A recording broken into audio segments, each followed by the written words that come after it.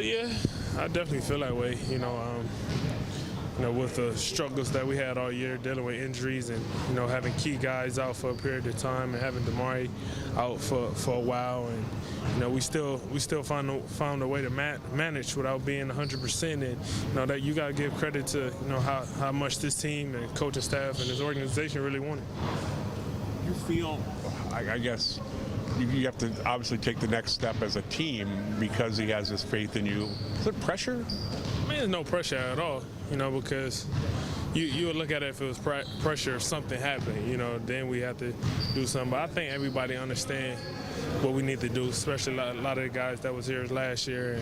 And we all playing for something, it starts every single day, every time we get a chance to go out there on the court. How do you avoid the slippage that we saw last year after the All-Star game, this year after the All-Star game? I think this time around, we haven't let none of our success or anything, winning games, none of that really get to our head. We still feel like we got a long way to go, man. This time around, I feel like we haven't did anything. Even when we was on that little run, winning the games, it felt like we was on a 2-3 game losing streak. Honestly, the way we was approaching it every single day, the way we would come in for practice and prepare for the next game, and that feeling and intensity haven't went anywhere. How happy are you for the guys that might have heard their name in rumors that they get to stick around? Yeah, I'm happy for them. I mean, I'm just happy for them knowing, this, the guys that, we started with, the guys that, we done got comfortable with, start having fun, and, we going out there playing for one another. So that's what makes me happy. You referenced DeMar. There's a kind of theory out there that he's almost the equivalent of your All-Star, break, your trade deadline trade. Whenever he returns, adding him back to the lineup is like adding a new player in a sense. That is.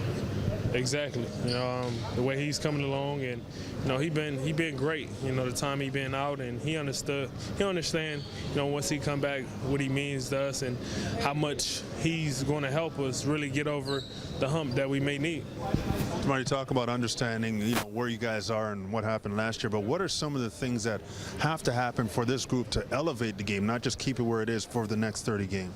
We got to understand that it's not the first half of the season. We got to understand it's a new season, new everything. Every team we playing against fighting for their lives, and we got to be just as desperate or even hungrier than the next team, because at the end of the day, we playing for something, and everything's going to change once everything's on the line.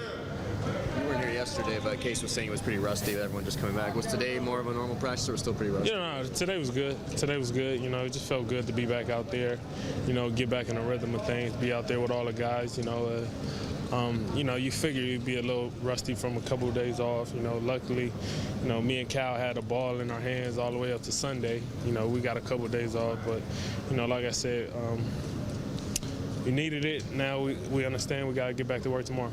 I don't know how many other trades you saw while you guys were on the floor, if you've heard of some of the other moves, but do you think the East changed much with some of the trades that went down today in terms of what you guys are trying to do and who you're chasing? I don't even know who got traded, honestly. I'm about to look and see what's going on, but, you never know. I know teams that's fighting for something definitely going to try to increase their chances of making that happen. So, without a doubt, our teams probably for sure got better. So, we'll see how it goes.